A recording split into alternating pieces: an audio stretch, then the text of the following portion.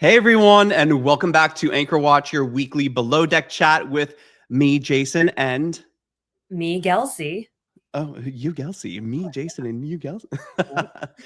And listen, guys, we have been promising that we are doing an interview with Chef Tzarina from Below Deck Down Under seasons 2 and 3. She's coming hot off the show, and after a whole bunch of scheduling conflicts and technical difficulties today, we finally got to talk to her, and we had the best time. It was so good. Oh, I cannot wait to share this with you. It's so good. So without further ado, let's just jump right into the interview. Tzarina, thank you so much for joining us all the way from London. Welcome to Anchor Watch. We're so excited to have you. And I know we've been talking for a minute about having you on, and now we finally made it happen. So thank you. I know.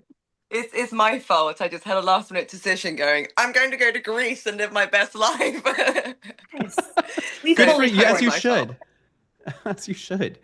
Listen, before we get started, we had Nick on a few weeks ago from Below Deck Down Under, Nicholas Catalin, who is phenomenal. We had the best time talking to him, and he just sang your praises right and left. I think you were his go-to to call for anything that might like not be kosher on board.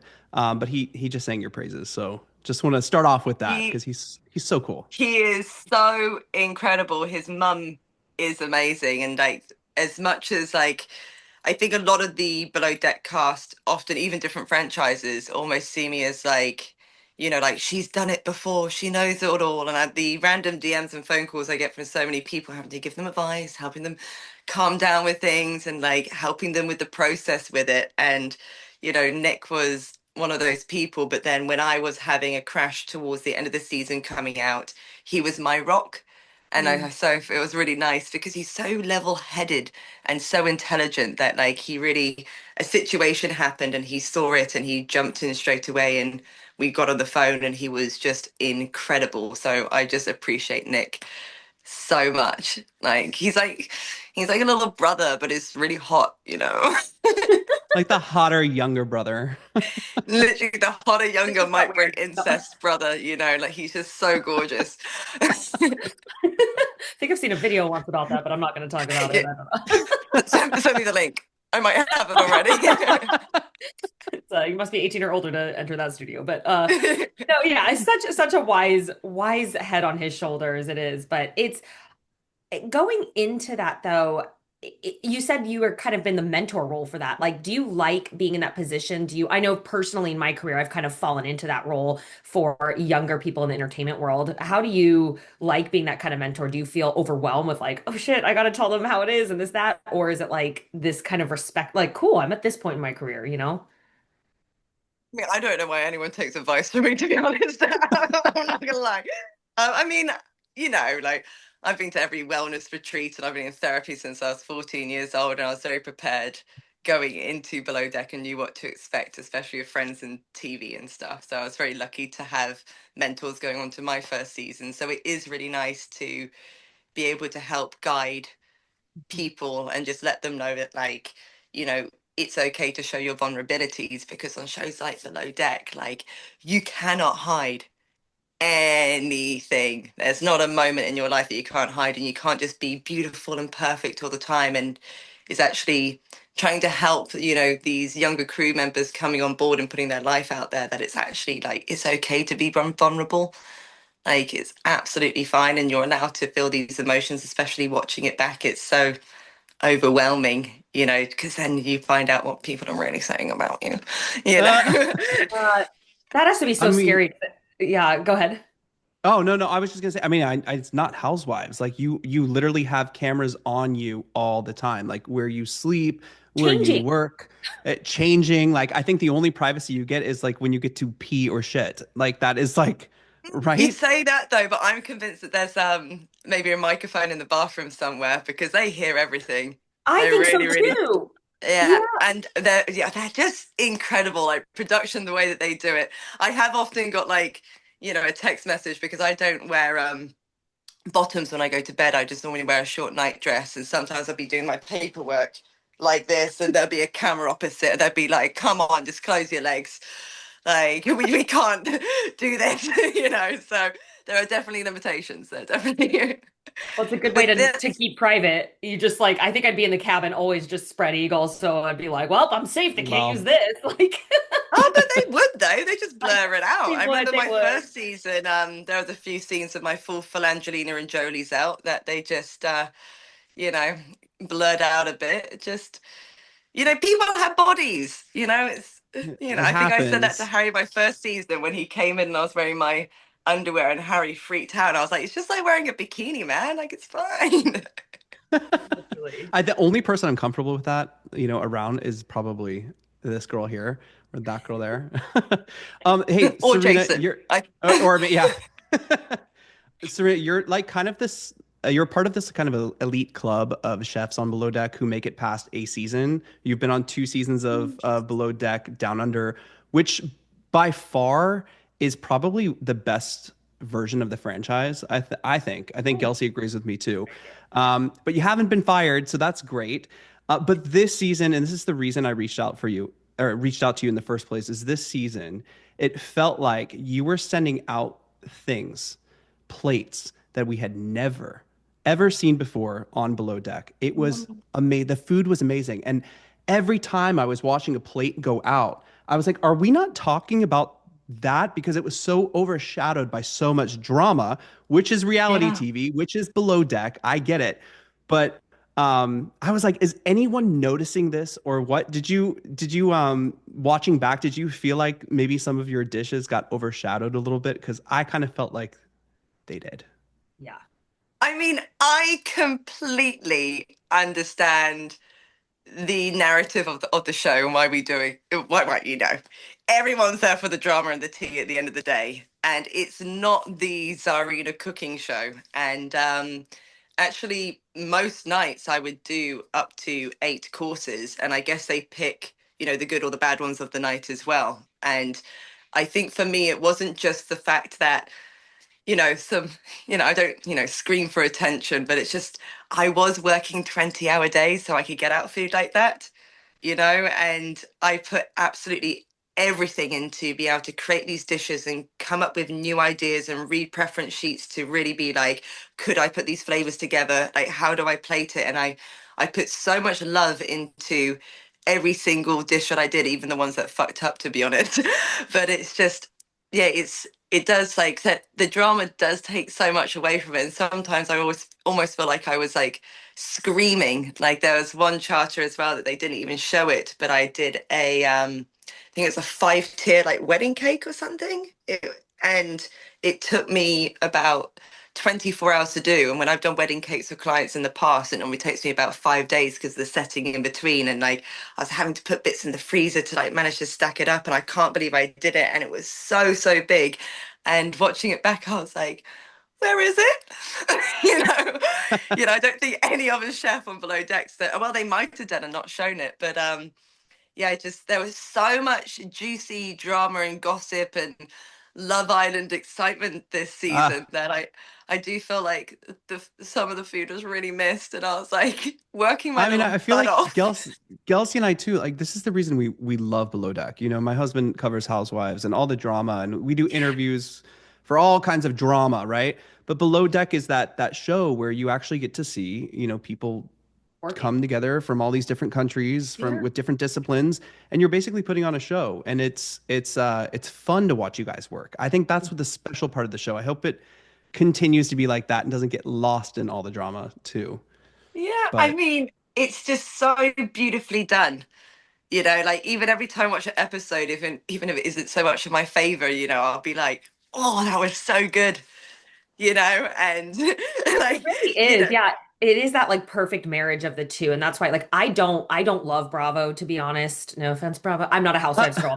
I'm not a reality, like I know. But this is the only show that I'm like so for. And it's because of that marriage between, yeah, and even I get hooked into the drama where I'm like, oh my God, what did she say? Like it's of course we're all addicted humans, but it's the work element. And it's like I find it more fascinating for you to get a sheet that says you have this allergy, this expectation, this, and you're going, how do I get creative to a 5-star standard to make an 8-course meal and get it out on time with the timing of everyone and the plating? Like to me, that's way more fascinating than that bitch said this to me. Like, I don't, yeah, I love it. How to tell the truth, like obviously the cooking is bloody hard, Ugh. but it's the getting the preferences so close by, and the fact that we're at sea and can't go to a supermarket.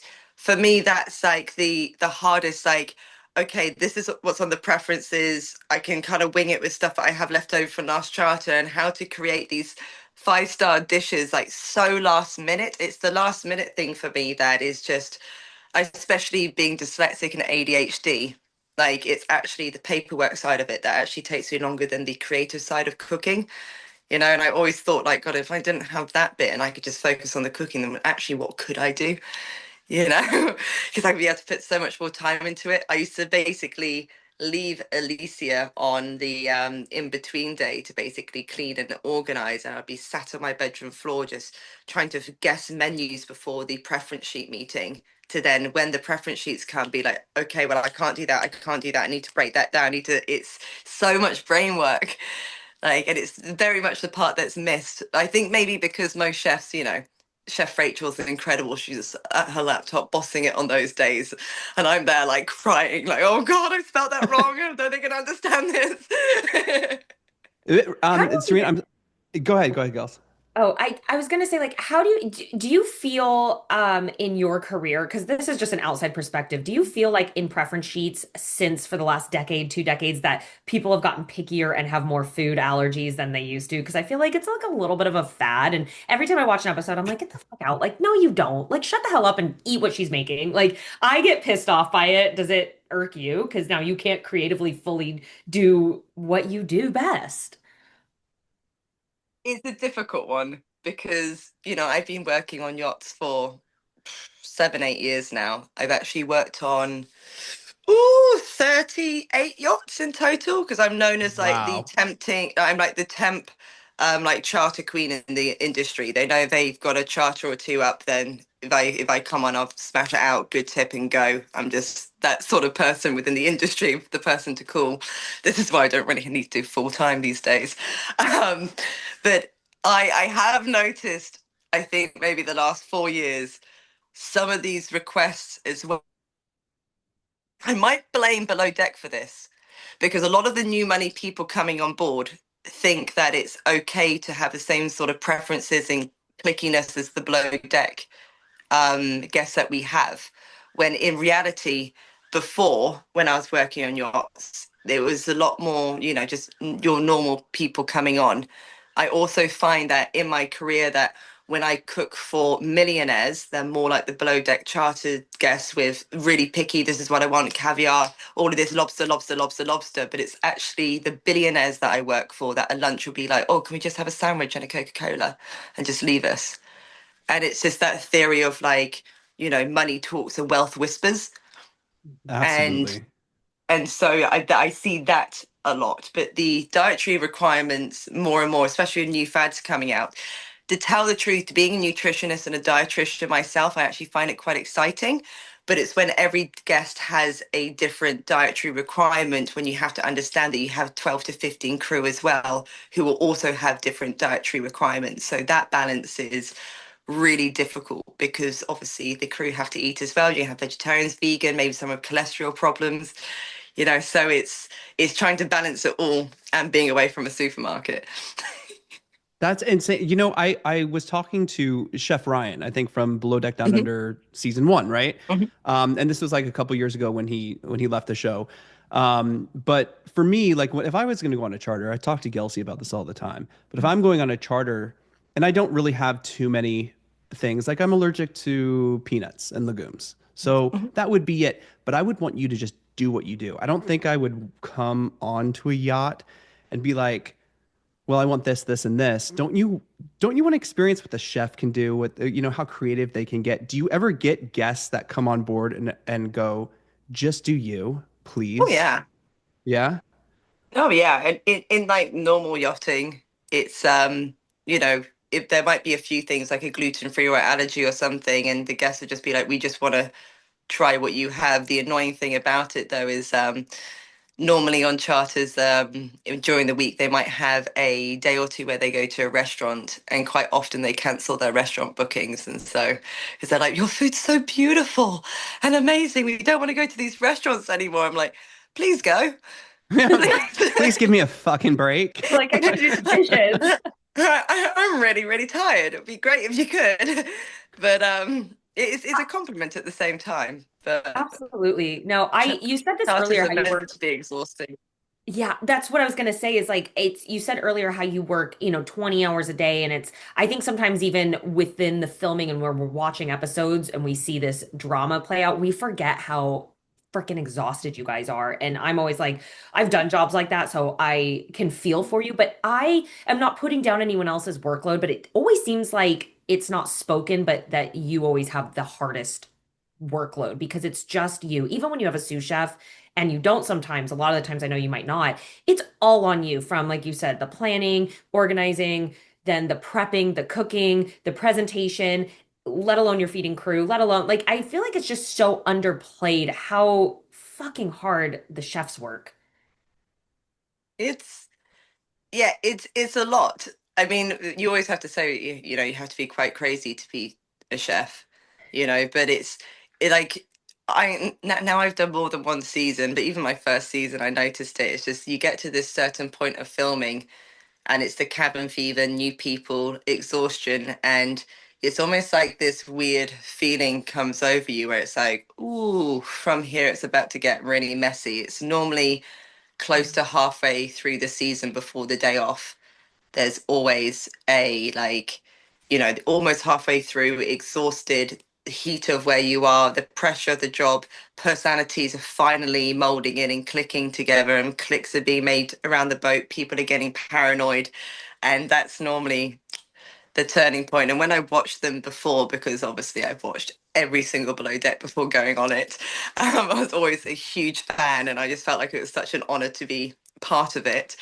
Um, but I remember watching it and being like, it's always that last that charter that people begin to completely spin out. So I was waiting for it, and it happened my first season with the double firing, and then it happened my second season with the double firing as well. I mean, you've had some really, really, really good seasons. I'm not gonna lie. You probably had the best. Those are the two I would best say seasons of I Below Deck, made in it my opinion. personally. I would say it was because of me personally. My little drama bits I like to dig in, but Good But TV. since you are like a fan favorite though, how has that been like? I mean, and now people know who you are, and now people like love you. You are a fan favorite. I've already done my research. I've been on the Reddit threads. I've been through Twitter or X or whatever the hell it's called now. yeah. How is that dealing with like social media now too? Do you feel that at all? Does it Yeah, affect I your mean, work? Do you get hired more because of it or not? yeah, I mean, for sure. And also the money that I can make even without cooking, like even restaurants contacting me being like, could you write our new menus and stuff like this, and getting paid for that so I can just do work from home and work remotely a lot of the time, because they just kind of want to put the name on the menu and stuff. So I think before Below Deck, I think I probably had like 800 followers. I wasn't very good with social media. As you know, I'm very dyslexic. I'm terrible with technology, as we found out before this call. And so it's that being recognized and people relating. And I think this season, the turnaround was like, I had my first season, one comment that I made to Margot after the incident happened. Um, and that's actually, think that episode is when I don't know how to explain it, because it's like this horrible feeling of seeing someone I love so much go through something that broke my heart. But then the words that I said to her were then written in Rolling Stone magazine, People magazine, and suddenly overnight, I was like this feminist, like I don't even know the word for it, but I think overnight I got like 52,000 followers my DMs of people opening up about their stories, because every woman has a story. I actually had to quit my job on a boat and go to a hotel for 3 weeks so I could personally message all these people back in my DMs. And I think I had 27,000 DMs that I had to go through. Oh my And God. so, like, processing that, and like, thankfully, my therapist, who's incredible, she would, like, help me reply to some of these people because some people's stories are so difficult. And then this last season, I had this like weird spike of when Alicia asked me, like, oh, do you ever think of things in your head? And I just said, yes, well, I have ADHD. Like, my brain never switches off. And then those words resonated with people and other people understanding. So now everything's like, I don't even know, I don't think people with ADHD can have a brand, because we have so many beautiful, amazing things. Mhm. And it's just the fact that out of putting myself out there and wanting to do something as incredible as Below Deck, in the last 3 years, I've been actually being able to generally help people. And so for me, I'm like, well, I'm happy. I know that I've helped people around the world. I've had 7 new babies named after me, Oh my which is God. really beautiful and overwhelming. When I flew back to the UK the other day, had to do probably about 20 selfies with different people, and everyone's spitting their stories like, oh, I have ADHD, I have this, blah, blah, blah, blah, blah, blah, blah, blah. And it's just like, oh, wow, like I've actually, through all of this, come out Do with you know, I something was that, actually shocked that you opened up about that. And I'm so glad you did because I think so many of us do struggle with that. Like yeah. for me, I start things, I have to make a list because if I don't have a list, I'm not going to get anything done. But like I start things and I start another thing. They eventually get all done. But I was Mm. wondering how, like, did you find that it brings any strengths like to your creativity on board? Like when I you're think so, because cooking? throughout this, I've been coming up with like different projects and stuff that I've been working on, but actually focusing on them and getting some things finished, and hopefully something incredible will be happening this year, like through that, and that will be able to help more people as well. So it's it's definitely all been a positive. I think It's that's, yeah, that's so beautiful that it yeah. came out that I, way. I feel lucky because I remember the first time I started with my therapist I have now. I think it was 7 years ago that I had this therapist that I've continued with. I remember the first thing I said to her was, I don't like who I am. I know I have ADHD. How can you help me become someone that's normal? And that was basically the first thing that I was just like, how can you change me? Because I don't like this. And I know that other people don't like it because, Lara was completely right. I am like Vegemite. You either love me or you completely hate me. And I was just like, feeling that my whole life and always very, very isolated.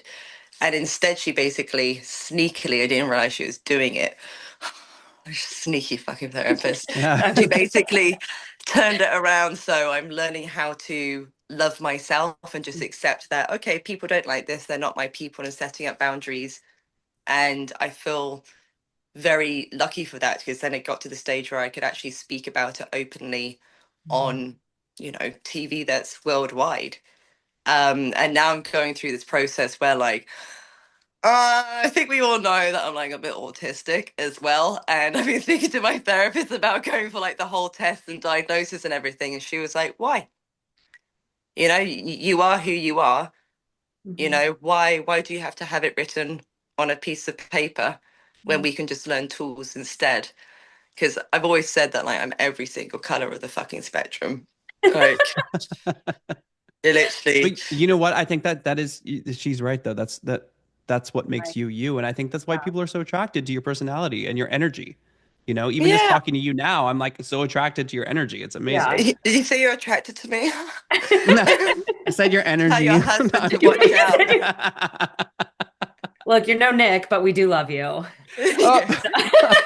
No, I think that's such a great thing though. Like it's so like cheesy because I've been on my own, I hate even saying these words, like my own journey of self-love. And it's been a long one for me as well. And you hate being like, I gotta love myself, but you really do realize it's like we are who we are and there is no changing it. So embracing it and change your fucking crowd. Like, and I love that she did that, that it's like if they're not for you, then change your demographic, change your audience, because behind you there is a big crowd that's like dying for your photo, dying for your autograph, wants to cheer you on. And we're so focused on the crowd in front of us that is snobbing us that we're like, how do I get their love? And we're like, oh my God, I have a whole fan club behind me. And I think it's like shifting that attention. And it's like, I've realized the more I just give into who I am, the more successful I am. And like obviously the happier we are because Yeah. it's who we are. Like, yeah, Yeah. absolutely. Yeah, I feel like my first season, I've had incredible friendships come out of it. Mhm. And this last season, I learned about loving myself and setting boundaries and not seeking people's approval. And I feel like everything that I've been through with Below Deck has just been like, even watching my first, like, I think, yeah, my management company the other day sent me a clip from my first season because it's about to be aired in some other countries on mainstream TV. So we're trying to catch up with it on social media and stuff. And she sent me the clip of when I first walked onto the boat, and I was like, who is that young, naive woman? Like, how have I grown so much? And I don't think I would have matured as much and become who I am now if it wasn't for Below Deck. I probably would have been stuck in my normal toxic ways, which I very much was before filming my first season.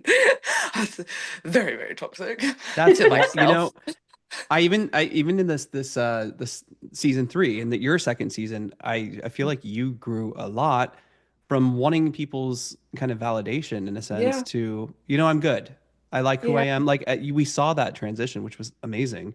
Um, yeah, how did you get involved with Below Deck? How did that happen? Because I know a lot of people in the yachting world, kind of ask each other yeah. like to be on the show and people know people, but how did you specifically get on the show?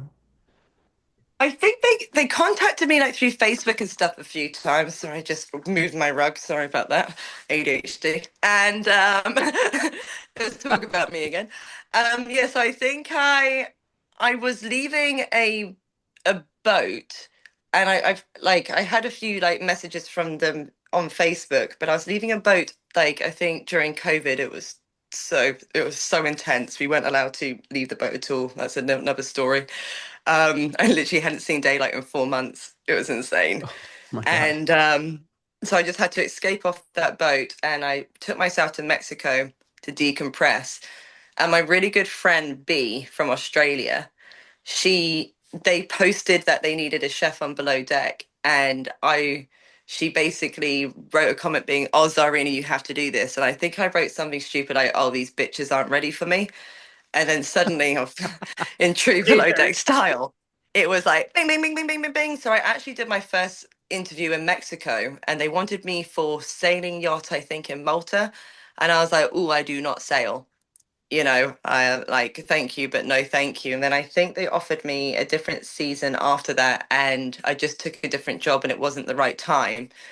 And then I found like my dream job.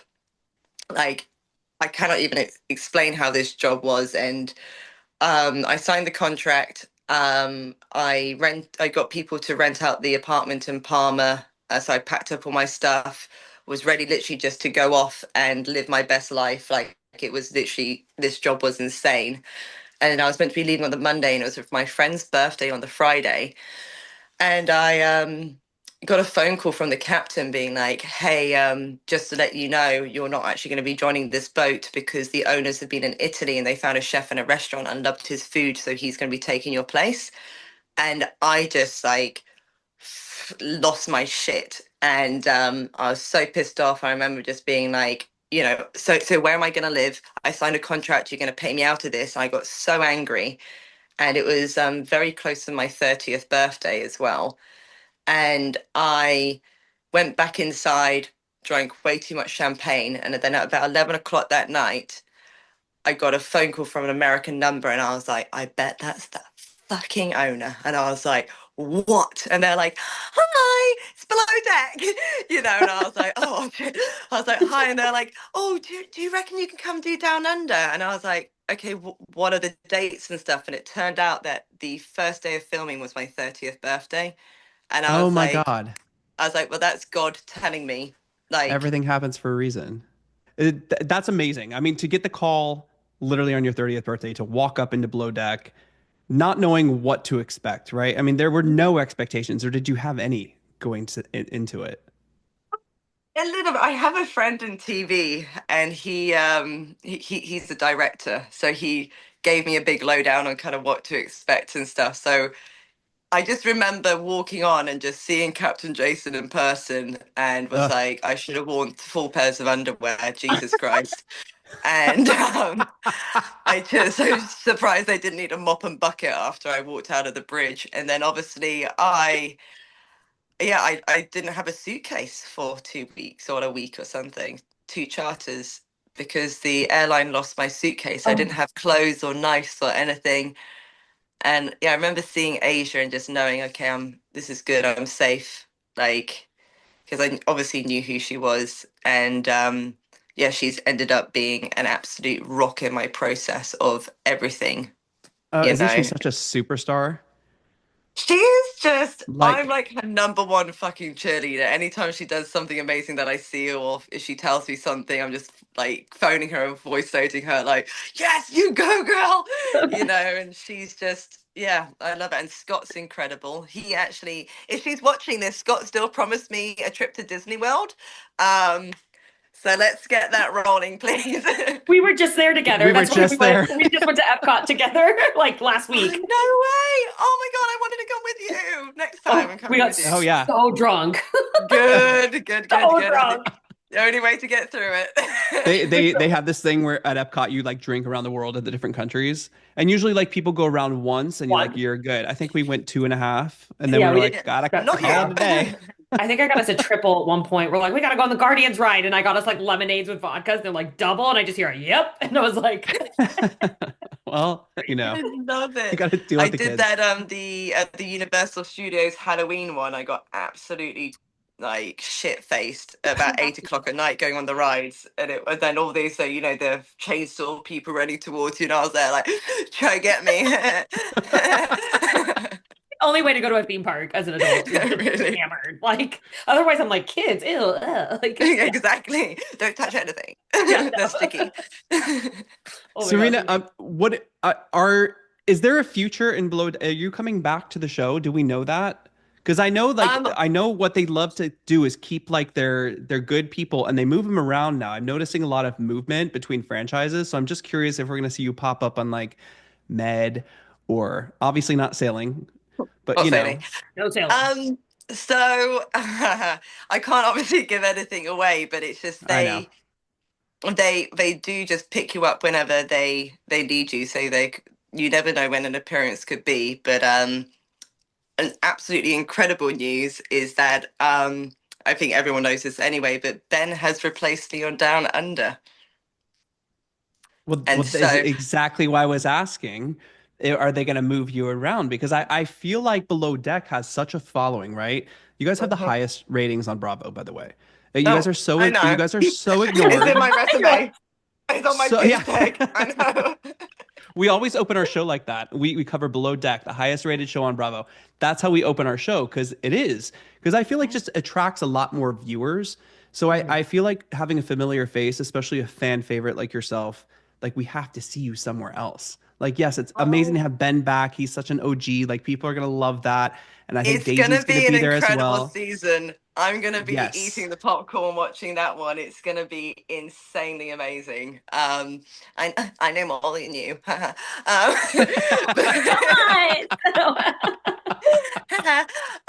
So because I had a few people from that season reach out to me as well, being like, "Help me," you know. So like bit like Nick did when they finished wrapping up. I'm like, "Haha, I know so much." But I'm really excited to watch that one. But yeah, they can pick and use me whenever they like. You know? I think we hope so. I think we all Yeah. Huh? hope so. I think You everyone never who know. watches Below Deck, anyone who like watches our little show on YouTube, I told Adam, I'm like, what are you doing not covering Below Deck? It's the only show that I watch. It's the only show Gelsey watches. Like, what are you doing? Mm. This is what people watch.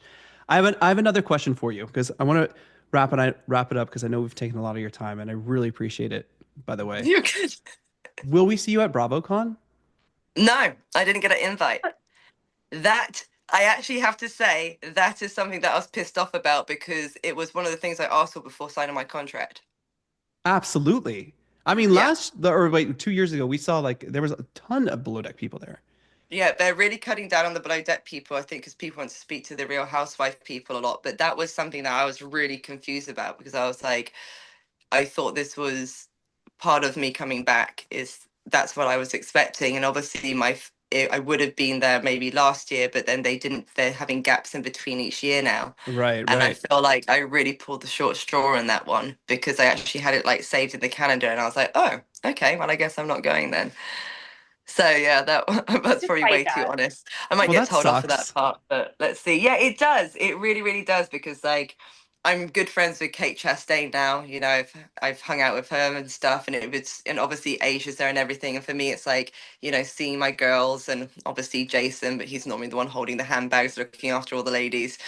So it's like, yeah, that was like a bit of a like, oh, that's the list, and I'm not on it. But it But is we what would have it loved to see you is. there. Yeah, I would have really enjoyed it too, to be honest. But yeah, no BravoCon.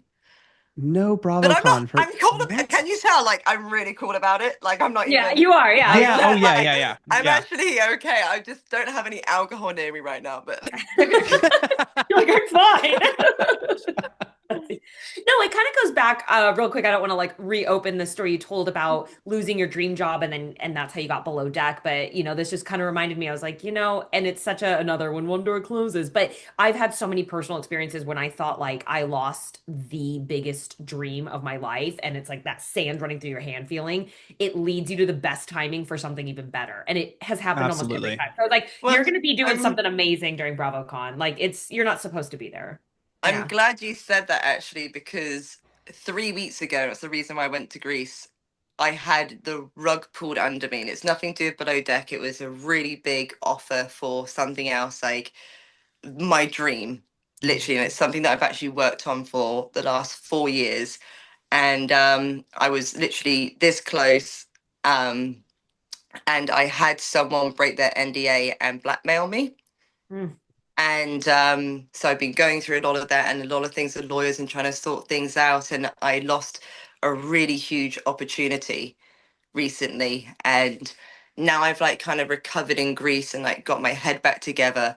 Like I realized like, oh, actually that probably wasn't the best direction to go. So now I'm just kind of like focusing on like, okay, so that hit a brick wall. Now I need to get over it, and now I need to, start exploring more.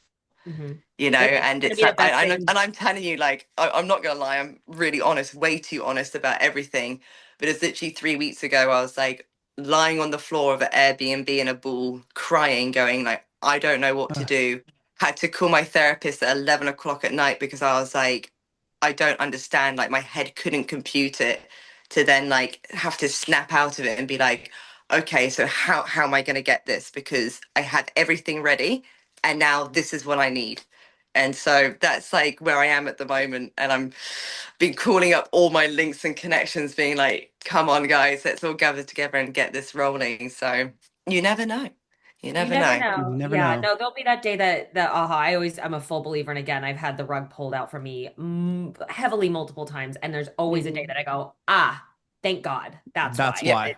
You just Yeah. that day, sometimes it's a week later, sometimes unfortunately it's like for me recently it was 4 years later kind of a Yeah. situation. But I'm like, I'm finally at my point with my last rug that I'm like, oh, best thing that ever happened to me, worst thing, best thing, like so it's Yeah. you're gonna have that, and it's like you just there's this path, that was just to me, I'm like, nope, that's not where you're supposed to go, sorry, nope, go that way. And Yeah. we've Because done. I like now I've done more digging about, the person that blackmailed me and stuff. I'm like, ooh, okay.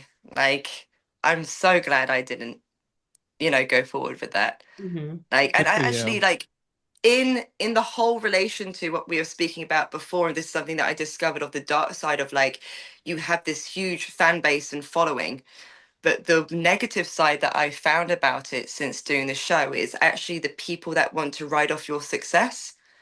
And now, like going into any meetings and doing anything, it's like NDA, NDA, NDA. And I've been fooled a few too many times now, just by like my happiness, my naivety, just excited about things. And now I'm like, God, I have to lock every single person down now who's going to come into, my life's work and just slam NDAs on people. That's like the negative side of it. Like it is like this romancified, like, oh my God, you're popular, you get stopped in the streets. Oh, this is so amazing.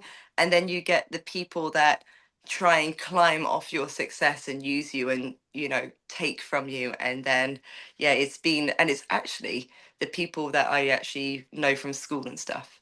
It's people that I've Isn't that trusted crazy? in my, That happens yeah. everywhere though. Every Mm, industry, everything, even mm, here on YouTube or what Gelsey and I used to do. It happens all the time. yeah. It's so sad. It really Yeah, is. it is just like, wow, what is that person going through that they feel like they have to do that, you Yep. know? That's crazy. Yeah. That's great. Okay, I have one more question for you, just like a very like quick question. Do you keep in touch with Culver at all? Yeah, of course I do. He was so fun on the show. How about He's keep in touch with Toomey as well? I've never met Tubi. Oh my God. Oh my, she was on the first season. What am I thinking? I'm sorry. It's fine. Wow. Cut that. I just cover this God. show, Don't but I air don't this know anything interview. about it. No, I mean, How was yeah, I working with haven't even Captain like Sandy? yeah, Sandy and I like this. No, Culver, for me, out of apart from obviously Aesha because she's a shining light, and if I had Aesha last season, it probably wouldn't have been a watchable show because everything probably would have gone so perfect. But Culver for me was his like entertainment officer and the effort that he puts in for guests. Like he is probably one of the most kindest souls and entertaining people I've ever worked with on a boat. Wow. That's a And big no, compliment. I'm really, I mean, and also like his body's okay, but it's maybe he could work out a little bit more. I don't know, but Just a little. but no, he is. Just a little. He's a really incredible energy and amazing to be around. When I was back in Fort Lauderdale a few months ago, I went around for a barbecue and stuff, and it was so nice to have a catch up. Obviously, met his. I did watch What Happens Live with him as well, so I got to meet his family and Chef Keem. His mum is just incredible. I Oh my literally God. had to slide adoption papers under their hotel room, but nothing got signed. But I tried. I really tried. Get that. I get that. I That's think I have amazing. one last question too. Aside from I know there's probably some stuff that you can't share with us in your future, what you have planned next, but kind of where's a general idea of what's next for you in your career and or what is your next big like career dream that you're like, this is where I want to go? Difficult Uh, because it's actually I said this to my therapist the other day. I was like, I'm actually so close to my dreams I can actually almost touch them with what I've been working on for the last year, so I actually would be breaking my own NDA if I said I know. Yeah, you said NDAs, and I was like, you might really probably not be able to share any of this, but but it's yeah, like fingers crossed. Like I've been having a lot of emails with different TV opportunities and stuff as well, and it's just been like, what would be better for the brand and everything that I'm doing. So it's just been like narrowing down a bit to see what's best. But I've just signed with a really good new management company, so um yeah, let's see. I all don't right. know. I still like every TV thing and everything I do, I have to check with my therapist to see if I'm in the right headspace to do it anyway. So You're like, yeah.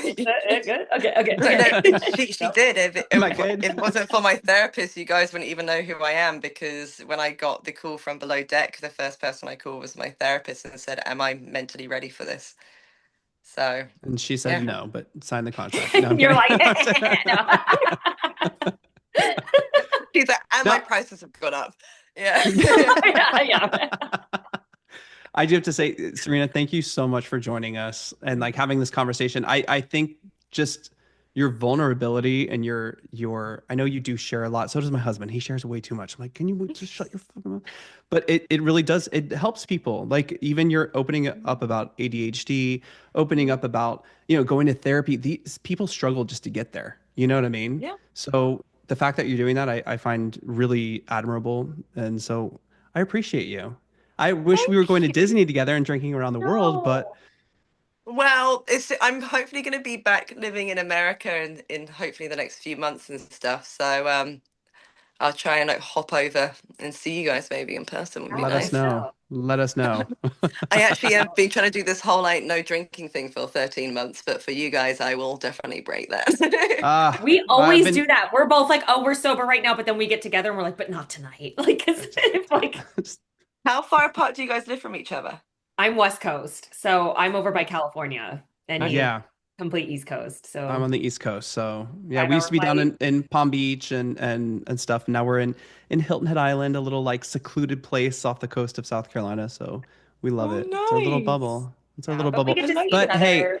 we're Yeah. always we're at Fort Lauderdale Boat Show all the time because all our friends are in Okay. yachting and the Palm Beach Boat Show and stuff like that. So if you're ever down there or you're ever over here, I would love to meet you. You're like one person I Amazing. would really like to meet. Some of the housewives I don't care for, but you Oh, know, I'm going to take that as a compliment and sleep better tonight. it's Thank a you. compliment. It's a compliment.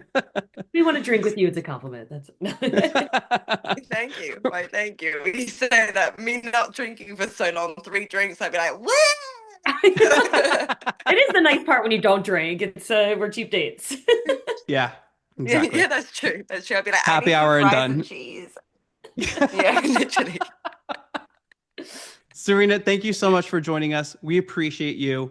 And best of luck. We're going to be following everything you're doing. And I'm going to be like stalking you like a fan. So, you know.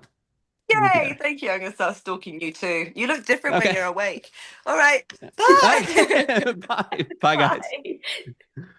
Oh. All right, guys. So that was Chef Tzarina from Below Deck Down Under. We hope we see her back on our screens soon. I mean, I didn't expect that conversation to go like I that. really didn't either. I was not expecting something kind of like fluffy and shallow at all because she is such a complex person, but I didn't expect to get that deep and like actually introspective. And I was like, wow, I'm like, could I cry right now? Like, yeah, I love it. She's an open book for sure. Love it. She's an open book. Guys, we have a lot more interviews coming your way from cast, crew, and even behind the scenes people. We are lining up a producer, which I'm so excited to bring on, someone who helped create Below Deck Med and Below Deck Down Under, which we'll be doing in the next few weeks.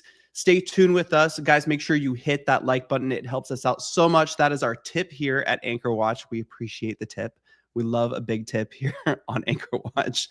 And if you're listening on the podcast, please give us a 5-star rating and let us know what you think about the show. It keeps us going and it really, really helps.